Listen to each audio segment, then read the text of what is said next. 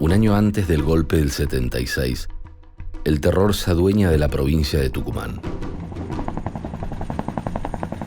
Las Fuerzas Armadas ensayan los mecanismos de la represión ilegal en el operativo Independencia. Aquí está el ejército argentino defendiendo las instituciones, defendiendo la continuidad de un gobierno que el pueblo eligió. Pero el andamiaje represivo de los militares tiene un obstáculo en uno de los juzgados federales de la provincia. El juez Jesús Santos no se suma a la labor represiva.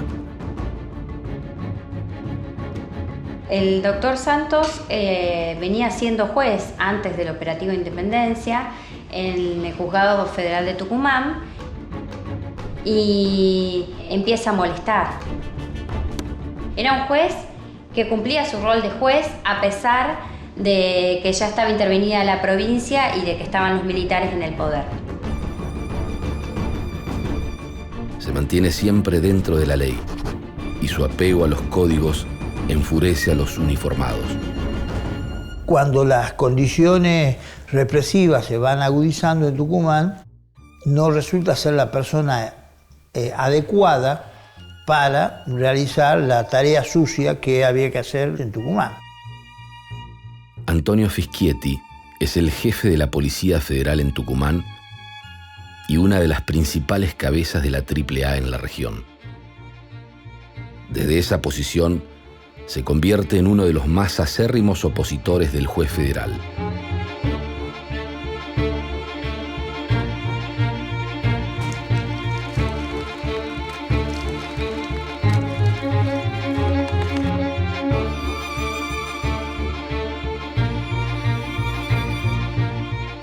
Santos es detenido ilegalmente y su juzgado queda acéfalo. Y ahí es donde asume y empieza su función como juez federal Manlio Martínez.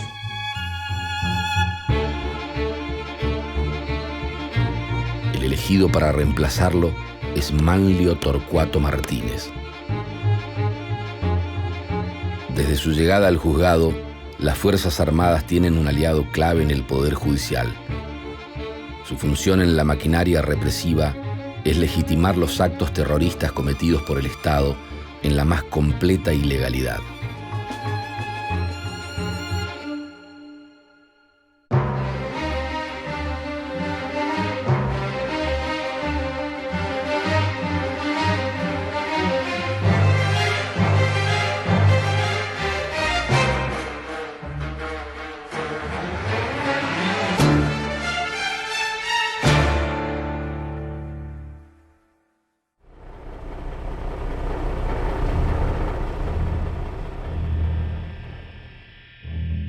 El 20 de mayo de 1976, un hecho trágico conmociona a la ciudad de Tucumán. Los medios de comunicación informan sobre un enfrentamiento entre miembros de las Fuerzas Armadas y un comando guerrillero.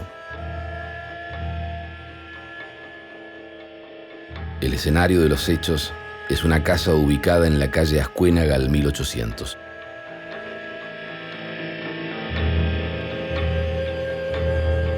Según los uniformados, en el enfrentamiento, las Fuerzas Armadas abaten a 5 militantes de la organización Montoneros. El juez que entiende en la causa es el magistrado impuesto por las Fuerzas Armadas, Manlio Torcuato Martínez.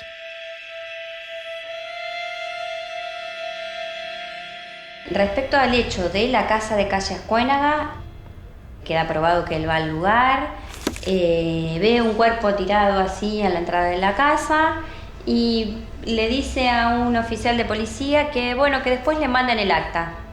Y se va. ¿Tomó alguna declaración algún vecino? No. Se desvistieron los cuerpos, se hicieron la autopsia, se tomaron huellas dactilares para poder identificar a los que faltaban identificar. No. Todo eso lo tenía que ordenar el juez. ¿Lo ordenó? No. Manlio Martínez convalida la versión policial. Con su actuación en el caso de la calle Ascuénaga, cumple con la promesa hecha al momento de su designación: no entorpecer la represión en Tucumán y dotarla de legalidad. Su comportamiento es un fiel reflejo del funcionamiento del Poder Judicial durante los años del terrorismo de Estado.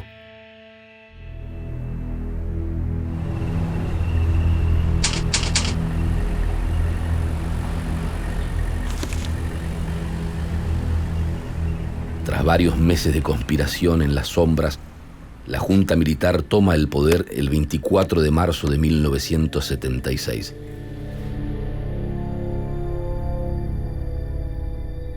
El mismo día de su asunción, dicta el acta para el proceso de reorganización nacional.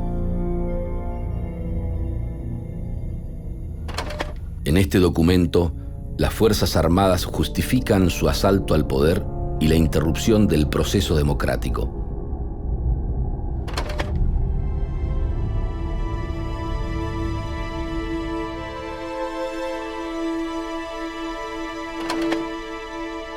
Comunicado número 50 de la Junta Militar. Cesen en sus cargos los señores jueces de la Corte Suprema de Justicia de la Nación y el señor Procurador General de la Nación. Cesen en sus cargos los señores miembros de los tribunales superiores de todas las provincias. Declárase feriado judicial en todo el país. Firmado Junta Militar. Junta Militar. Junta Militar.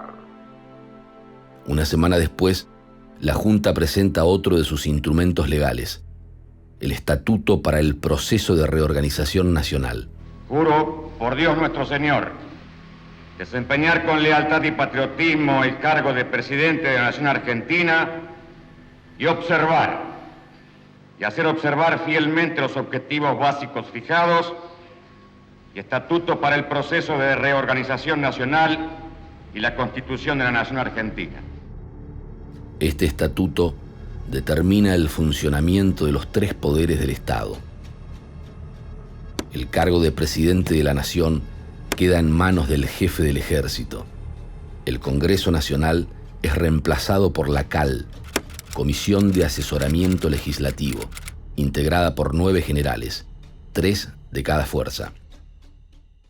El Estatuto del Proceso de Reorganización Nacional en realidad es como una de las herramientas jurídicas, por así decirlo, de la Junta Militar, y lo que hace es esto, justamente disponer cómo iban a funcionar los demás poderes en relación con la Junta. Es un mando militar, esa es la orden de la autoridad, de hecho, acerca de quién va a dar las órdenes, quiénes van a impartir las directivas a partir de ese momento. El Poder Judicial en particular, además de disponerse la remoción o ratificación de los jueces de todos los jueces en su cargo, en particular se dicta una ley de despidos también, que lo que hace es sacar a todos los miembros de la Corte Suprema y de las Cortes Superiores de las provincias. Obviamente había jueces que seguían a rajatabla el estatuto y todas las normas del proceso, y obviamente las directivas explícitas o implícitas de las juntas y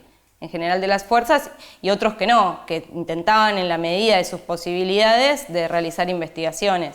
Y hay muchos casos que se están conociendo hoy de jueces que tuvieron que renunciar a sus cargos porque comenzaron a investigar y fueron perseguidos. El golpe de 1976 es el primero que involucra al ejército, la marina y la aeronáutica por igual. Las tres armas se reparten equitativamente el poder. A cada una le corresponde un 33% de gobernaciones, ministerios y dependencias estatales. En este reparto tripartito, el Ministerio de Justicia queda a cargo de la Fuerza Aérea. El ministro es el brigadier Julio Arnaldo Gómez. Una de sus responsabilidades es conformar la nueva Corte Suprema de Justicia de la Nación. El 2 de abril, la Junta le toma juramento a los 5 jueces que integran la Corte: Horacio Heredia, Adolfo Gabrieli, Alejandro Caride, Federico Videla Escalada y Abelardo Francisco Rossi. Los nuevos jueces juran al mismo tiempo por los objetivos básicos fijados por la Junta Militar, el Estatuto para el Proceso de Reorganización Nacional y la Constitución Nacional.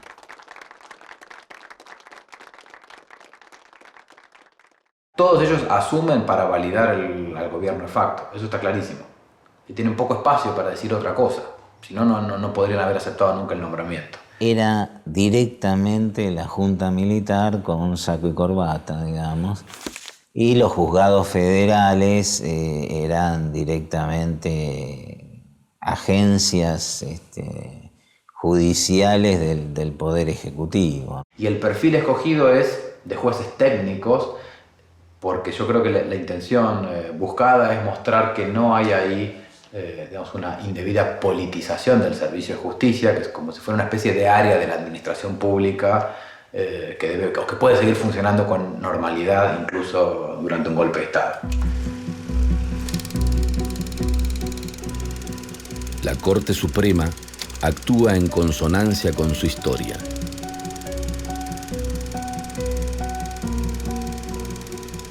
El órgano supremo de justicia ha convalidado todos los golpes de Estado que interrumpieron la vida democrática del país desde 1930 a 1976. Quizá lo peculiar de la Corte del 76 es que son jueces puestos después de la remoción de la anterior Corte. A diferencia de los casos anteriores en los cuales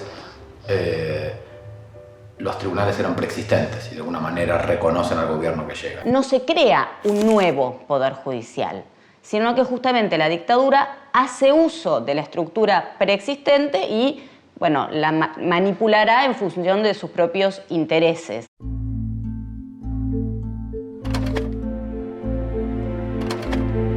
A partir del golpe, la Junta Militar define qué funcionarios judiciales son ratificados en sus cargos, quiénes son trasladados de función y quiénes son removidos.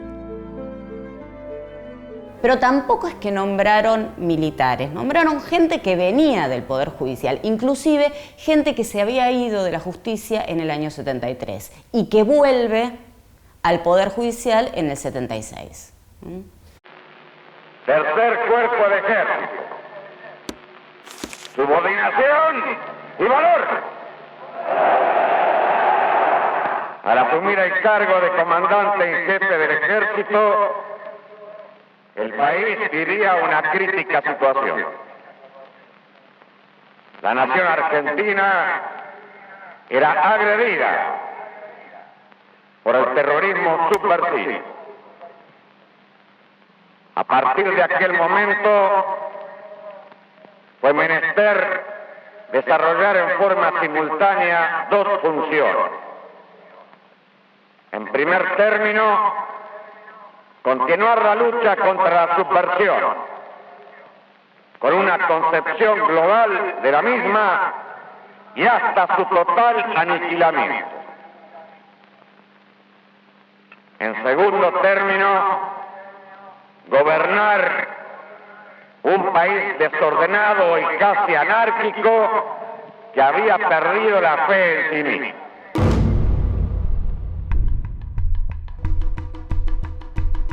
En la llamada lucha contra la subversión, el Poder Judicial queda subordinado a las Fuerzas Armadas. Su función en la maquinaria represiva es legitimar los actos terroristas cometidos por el Estado en la más completa ilegalidad. Todos los jueces del país que son ratificados por la Junta deben jurar por los estatutos de la dictadura. Manlio Martínez es uno de ellos.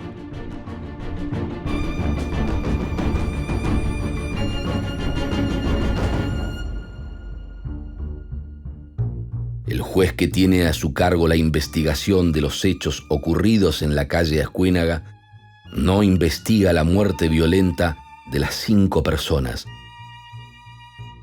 Según Manlio Martínez, fue un enfrentamiento.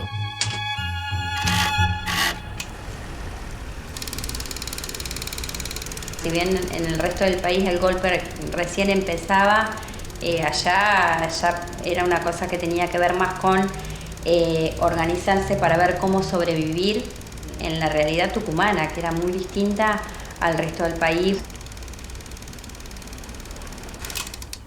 Por lo que yo pude reconstruir, digamos, ese día, el 20 de mayo de 1976, en mi casa se estaba desarrollando una organización de lo que intentaba reconstruir Conducción Montoneros en Tucumán.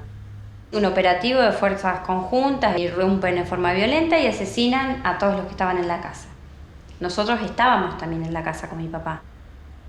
Lo que pasa es que a esa hora, a las 12 del mediodía, tenía mi papá una cita de contacto, que era una cita en realidad de seguridad. Bueno, cuando él sale, típico de un nene de 1 año y 8 meses, yo estaba aburrida de estar encerrada ahí en la casa, quise salir con él y salimos. Por eso estamos vivos, porque si no hubiese estado esa cita, si ese compañero no se hubiese quedado sin nafta, porque en realidad era una cita de 2 segundos, porque era solo verse, era una cita de contacto visual, nada más. ¿Qué pasó? El compañero se había quedado sin nafta. Entonces mi papá lo lleva con el bidón hasta la estación de servicio a cargar nafta, vuelve y ahí se demora. Por eso se demora. Cuando intenta volver a casa ya estaba rodeada la manzana y una vecina le avisa que por favor no regrese, que habían matado a todos. Bueno.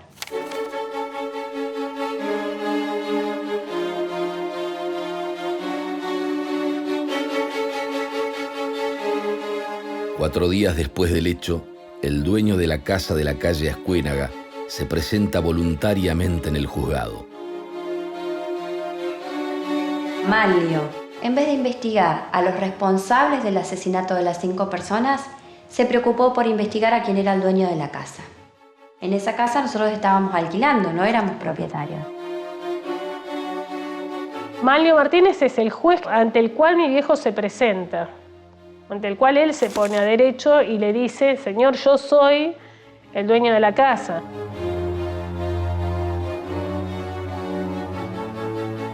Al juez pareciera no importarle.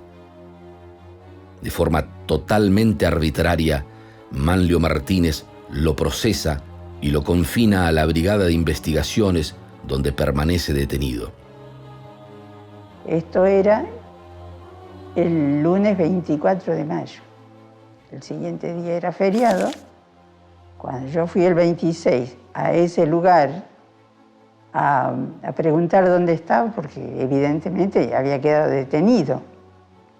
No me saben responder, volví reiteradas veces. Y bueno, no sabíamos qué hacer. Consultamos con un amigo que teníamos. Me aconseja que buscara un abogado para que me preparara un habeas corpus para presentarlo.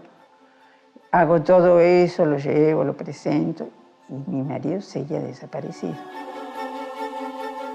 Hay innumerables denuncias de gente que fue al juzgado, gente que no solamente no le tomaba la denuncia, sino que fueron detenidos, fueron liberados. Cuando los llevaban al juzgado, él les daba la libertad, entre comillas, y en la esquina fueron tomados de vuelta.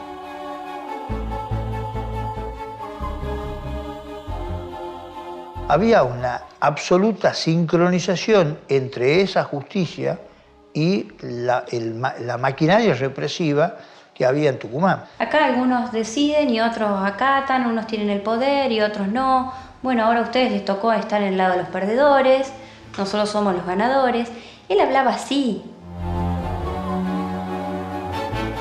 Este tipo es el que determina el destino de mi viejo.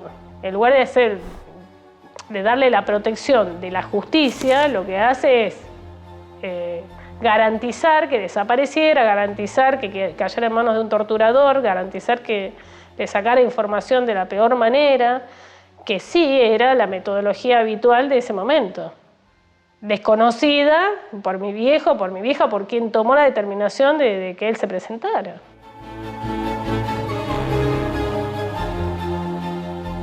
Yo personalmente le pedí y le mostré las torturas a las cuales había sido sometido, tenía marcas todavía en el cuerpo, y él dijo que eso ahí no se hacía.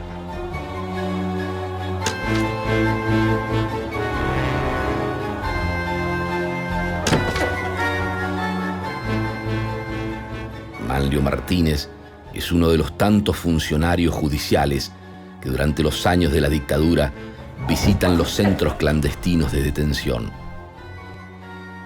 No para denunciar los tormentos que reciben las víctimas, sino para ponerse a disposición de los uniformados. No era solo Manlio Martínez el juzgado federal. Había secretarios, había empleados, había fiscales, había defensores.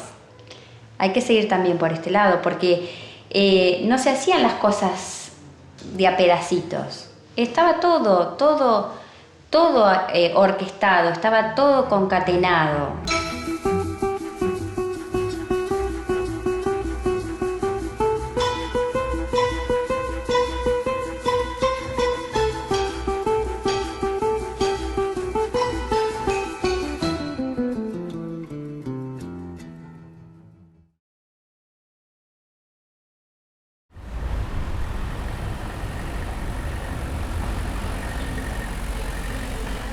El gobierno de facto mantiene la ficción de justicia y legalidad de las instituciones al dejar vigentes instrumentos judiciales como el recurso de habeas corpus.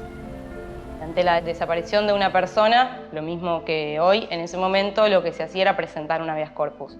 Es un recurso sencillo que puede presentar cualquier persona ante un juzgado.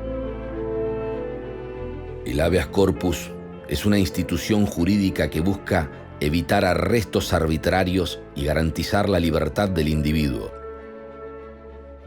Establece que todo detenido debe ser presentado ante un juez en un plazo preventivo para que la autoridad determine si hay motivos suficientes para su arresto. La decisión de investigar o no el habeas corpus recaía sobre el juez que recibía la denuncia por la desaparición, y él era, digamos, el encargado de decidir en general si continuaba con la investigación o no. El recurso de habeas corpus nunca dejó de estar vigente. Es un recurso que siempre se pudo utilizar, pero si en la práctica, de hecho, se rechazaban la mayoría de los habeas corpus, entonces quiere decir que estaba derogada la posibilidad de pedir por un desaparecido. El juez federal Manlio Martínez recibe 325 de estos pedidos de habeas en su primer año en el juzgado. Su respuesta es negativa en los 325 casos.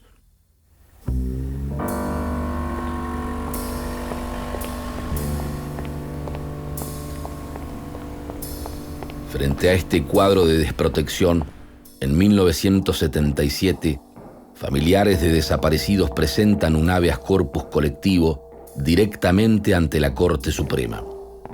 La presentación de habeas corpus no era una tarea sencilla.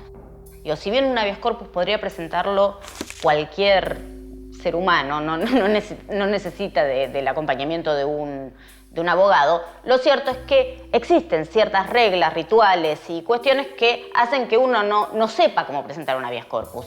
Y en los comienzos de la dictadura era muy difícil para los familiares también conseguir abogados que estuviesen dispuestos a firmar los habeas corpus, ¿no? Es más, muchas veces les redactaban el habeas corpus, pero bueno, te lo doy y lo firmas vos, lo presentás vos.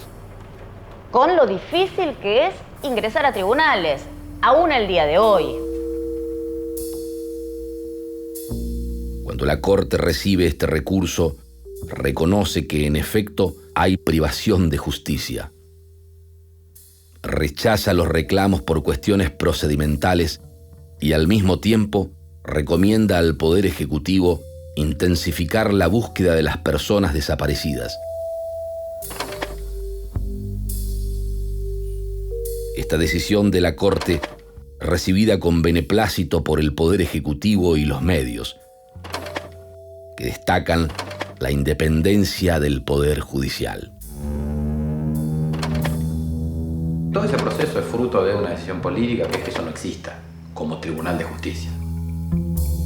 Quizá el fenómeno buscado sí era la apariencia de que existía un Tribunal de Justicia, porque parte de la estrategia de la dictadura consistió en intentar bañar con una pátina de pseudo-legalidad las cosas que hacía. O sea, hay como hay una represión subterránea, hay una persecución clandestina y que se intenta amparar bajo la apariencia de que las instituciones de una república de alguna manera están suplidas por funcionarios en comisión, funcionarios temporarios que se están haciendo cargo de esas tareas. ¿Sí? Pero es una gran farsa.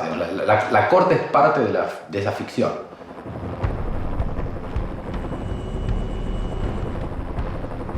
A partir del 24 de marzo de 1976, las Fuerzas Armadas gobiernan el país sembrando el terror. Una semana después, la nueva Corte Suprema asume para garantizar que los crímenes cometidos por los uniformados no serán perseguidos por el Poder Judicial.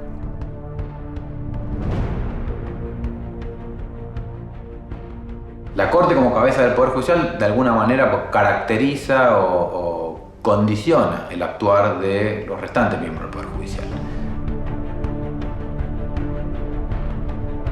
No solo porque técnicamente es el tribunal que va a terminar resolviendo los casos, sino sobre todo porque es la cabeza del Poder Judicial y políticamente todo el mundo entiende que si esa es la Corte no hay mucho espacio en otros rincones de la justicia para hacer demasiado.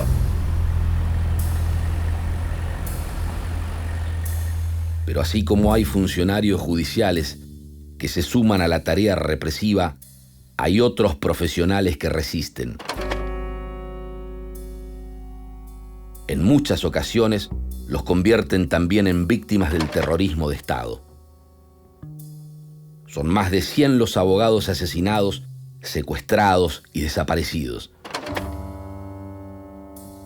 Entre los profesionales que recorren los pasillos de los tribunales en busca de respuestas se destacan Emilio Fermín Mignone y Augusto Conte McDonnell.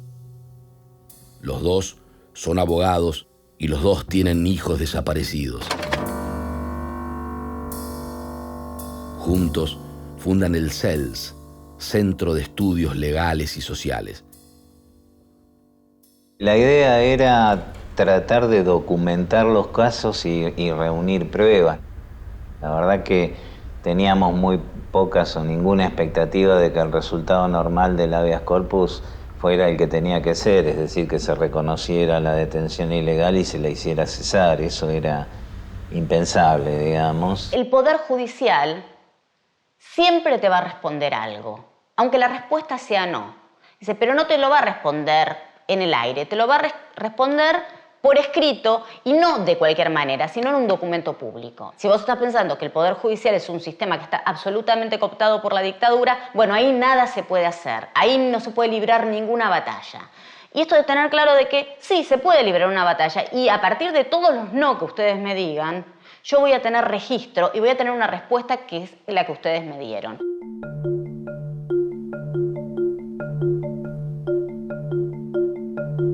Las graves violaciones a los derechos humanos complican las relaciones internacionales del gobierno militar. A comienzos de 1977, el demócrata James Carter asume la presidencia de los Estados Unidos y desde ese puesto se compromete con el tema. En varias ocasiones, Carter presiona a Videla para que acepte el ingreso al país de la Comisión Interamericana de Derechos Humanos. La Junta Militar rechaza su visita, pero la presión es muy fuerte. El Centro de Estudios Legales y Sociales cumple un rol clave en este trabajo de difundir en el exterior los crímenes cometidos por la dictadura. Ante la visita inminente, en los centros clandestinos de detención se borran todas las pruebas de los crímenes cometidos. Había campos con gran cantidad de detenidos y la decisión que tomaron mayoritariamente fue matarlos. Y hacia septiembre del 79 prácticamente no había expectativas de que hubiese gente con vida en los campos, ¿no? En el ámbito del Poder Judicial también se busca poner orden a la situación. El juez federal de Tucumán, Manlio Martínez, recorre los penales de Rawson, La Plata y Devoto. Toma declaraciones a presos políticos y junta pruebas para ordenar las irregularidades de las causas que dependen de su juzgado. ¿A qué iba Manlio Martínez a esos penales? Iba a abrir causas. ¿Por qué? Porque tenía gente detenida de Tucumán que no tenía ninguna causa, estaban solo a disposición del PEM, y eso no era correcto. Había un testigo que dijo que en el 79 lo acusaron de un hecho que había ocurrido en el 74 cuando él estaba haciendo el servicio militar obligatorio.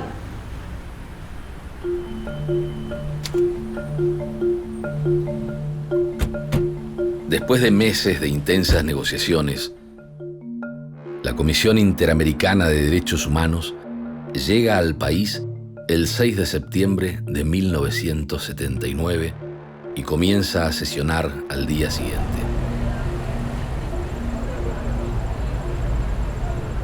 Hay una decisión de la Junta Militar de dejar entrar al país a la comisión y efectivamente después, durante el tiempo que estuvo la comisión en la Argentina, hubo unas colas enormes de gente que estaba yendo a denunciar desapariciones.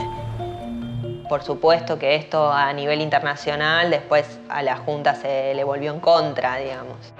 Argentina quería tratar el tema de derechos humanos conjuntamente con el tema terrorismo, porque para Argentina el tema terrorismo y derechos humanos está íntimamente ligado. La sede estaba ahí en Avenida de Mayo 760, entonces las colas eran gigantescas, de padres, madres, hermanos, allegados, amigos de personas secuestradas presentando las denuncias ante la Comisión Interamericana. La esquizofrenia mayor fue el día que Argentina ganó el campeonato juvenil, que era el festejo de fútbol, y la cola en Avenida de Mayo para la denuncia de las desapariciones, todo junto.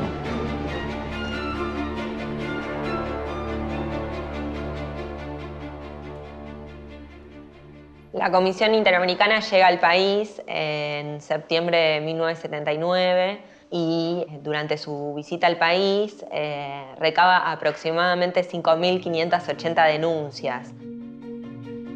Luego de 20 días de un trabajo intenso, la Comisión Interamericana se retira del país con más de 5.000 denuncias.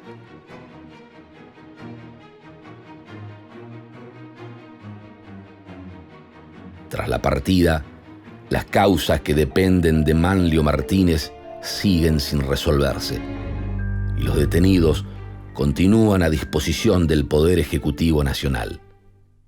Bueno, yo ahora los aplaudo. ¿A quiénes? Bueno, a los que están.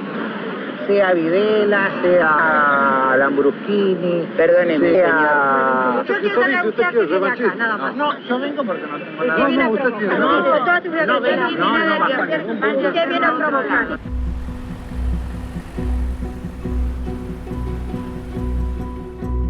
En los años del terrorismo de Estado, el Poder Judicial funciona como un engranaje más en la maquinaria represiva.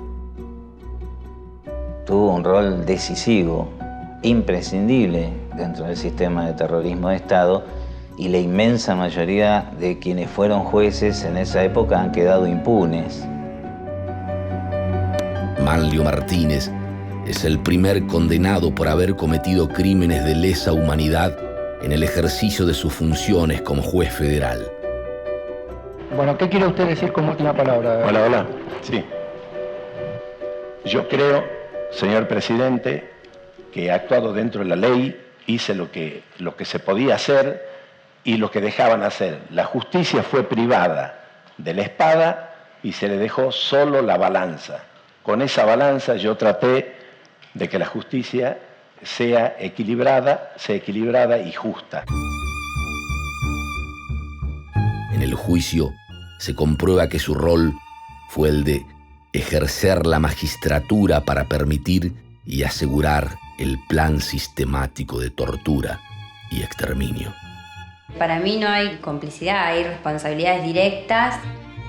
Yo creo que la parte civil era parte del golpe de Estado, fueron parte del golpe de Estado, y por eso también hay que avanzar por ese lado. Para mí el hecho de que se empiece digamos, que se esté pensando en términos de la complicidad civil y del rol que tuvo la sociedad civil durante la dictadura, realmente creo que es un paso fundamental, ¿no? Ya solo que se pueda pensar, ni hablar de que se pueda llevar, digamos, a estrados judiciales, discutirlo en la justicia.